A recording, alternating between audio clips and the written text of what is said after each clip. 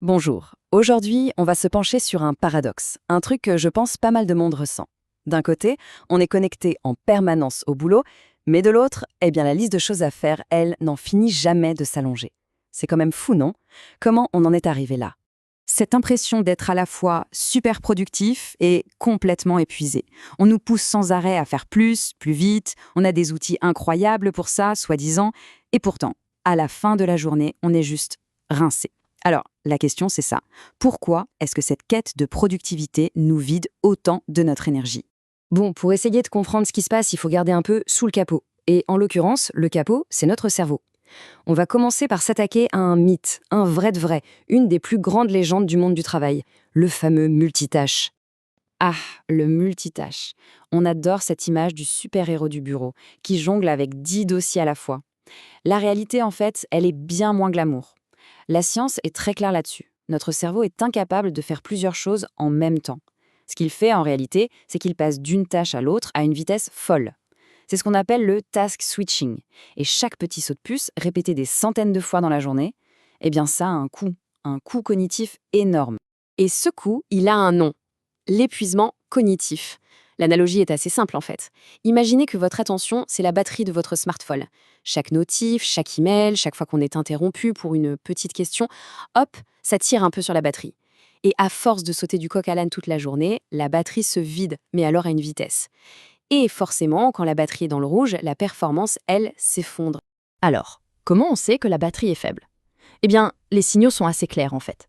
C'est quand on passe des heures sur un truc sans avancer d'un pouce, ou quand on relit 3 fois la même phrase sans rien comprendre, quand on se met à bâcler le travail juste pour en finir, ou pire encore quand on se dit « Ah ça, c'est vite fait » et qu'en fait pas du tout. Si ça sonne familier, c'est que ce sont les symptômes typiques de cet épuisement cognitif. Et si on veut vraiment quantifier le coût de chaque interruption, accrochez-vous bien, le chiffre est assez dingue. Il faut en moyenne 23 minutes. 23 minutes pour retrouver un niveau de concentration optimal après avoir été dérangé. Maintenant, multipliez ça par le nombre de distractions dans une journée typique. Oui, le calcul fait un peu peur. Ok, face à cette surcharge constante, la première ligne de défense, elle doit être personnelle. Il faut apprendre à se construire des remparts, à poser des limites. Et tout ça commence souvent par un tout petit mot, mais un mot qui peut être incroyablement difficile à dire au travail, non. Mais pourquoi c'est si dur au fond? Parce que dire non, ce n'est jamais juste dire non. Derrière, il y a la peur de décevoir, la peur de froisser un collègue ou un manager, la peur de passer pour la personne qui n'est pas assez engagée. En fait, on dit oui pour acheter une forme de paix sociale. Sauf que le prix de cette paix, c'est notre propre santé mentale. La première étape pour s'en sortir, c'est déjà de prendre conscience de ses peurs. L'idée, ce n'est pas de devenir la personne qui dit non à tout de manière agressive. C'est d'être assertif. Et pour ça, il y a une petite méthode, toute simple, en 4 temps. D'abord, on accuse réception. On montre qu'on a bien compris la demande. Ensuite, on dit non, clairement mais poliment. Troisième étape, on explique très brièvement pourquoi, je suis déjà à fond sur tel projet par exemple, sans se lancer dans des justifications à rallonge. Et enfin, si c'est possible, on propose une alternative. Ça transforme le non sec en un non constructif. On protège son temps, mais on préserve la relation. Cette phrase, elle est parfaite pour résumer ce changement de mentalité. La nuance entre disponible et à disposition est absolument essentielle. Quand on est disponible, on est maître de son temps. C'est un choix. Quand on est à disposition, ce sont les autres qui dictent notre agenda. Tout l'enjeu, c'est de reprendre le contrôle et de basculer de l'un à l'autre. Bon, se protéger individuellement, c'est une chose. C'est le premier pas. Mais on ne travaille pas seul. Le problème est aussi collectif. La manière dont on collabore en équipe a un impact direct sur tout ça. Il ne s'agit pas juste de dire non, mais de travailler plus intelligemment, ensemble. Et pour illustrer ça, prenons le grand classique, le cauchemar de beaucoup de bureaux, la réunionnite aiguë. On connaît tous la chanson, non? La réunion qui part dans tous les sens, celle sans ordre du jour clair, celle où la moitié des gens présents se demandent ce qu'ils font là. Au final, le résultat est toujours le même. Une énorme perte de temps et d'énergie pour tout le monde. Un autre levier majeur pour une collaboration plus saine, c'est de bien déléguer.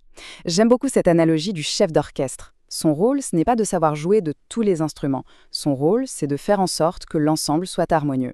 Pour un manager, c'est pareil. Déléguer, ce n'est pas juste se débarrasser d'une tâche pénible, c'est avant tout un acte de confiance, un moyen de faire grandir son équipe.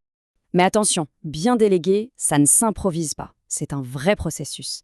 D'abord, il faut identifier ce qui peut et doit être délégué. Ensuite, choisir la bonne personne pour la bonne mission. C'est crucial aussi de bien structurer le transfert de connaissances, puis il faut communiquer des objectifs clairs, tout en laissant de l'autonomie sur la manière d'y arriver, et surtout il faut que ça devienne une habitude, pas juste une solution d'urgence quand on est sous l'eau. C'est un vrai investissement, mais le gain de temps et d'efficacité est énorme. Alors, on a parlé de l'individu, puis de l'équipe. Maintenant, on va prendre encore plus de recul. Parce que ce problème d'hyperconnexion, ce n'est plus seulement une question d'organisation. C'est devenu un véritable enjeu de société. Et face à un enjeu de société, il faut des réponses à l'échelle de la société, des réponses systémiques, voire légales. Et c'est précisément là qu'entre en jeu ce qu'on appelle le droit à la déconnexion. Le principe est simple, mais il est fondamental. Il s'agit de garantir que, quand on ne travaille pas, eh bien, on ne travaille pas. Que le temps de repos soit un vrai temps de repos sans la petite angoisse de l'email ou de la notif qui peut tomber à tout moment. Ce n'est pas un luxe, c'est vraiment un droit essentiel pour préserver sa santé, tout simplement. Et attention, ce n'est pas une idée nouvelle qui sort de nulle part.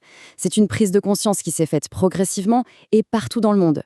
Déjà, en 1997, l'UE s'en préoccupait. On a vu ensuite des entreprises pionnières comme Volkswagen prendre des mesures très concrètes. Et là, tout récemment, en 2024, c'est l'Australie qui en a fait une loi. On voit bien qu'il y a une tendance de fond, une reconnaissance qu'il faut absolument poser un cadre. Le problème, c'est qu'il y a un fossé énorme entre ce que les gens veulent et ce qu'ils vivent. Les chiffres parlent d'eux-mêmes, une grande majorité de travailleurs demandent des règles claires pour protéger leur temps perso.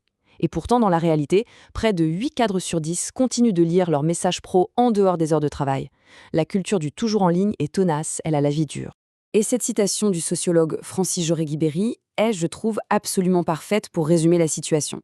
En l'espace de 25 ans à peine, on est passé d'un plaisir, celui d'être connecté, à un désir presque viscéral, de déconnexion. Ce qui était vu comme un progrès incroyable est devenu pour beaucoup une source de stress. Le désir a complètement basculé. Le vrai luxe aujourd'hui, ce n'est plus d'avoir la 5G partout, c'est de pouvoir couper. Et on va finir là-dessus avec une question ouverte.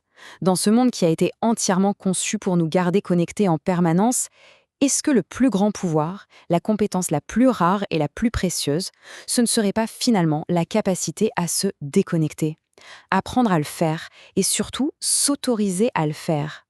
C'est une bonne question à se poser.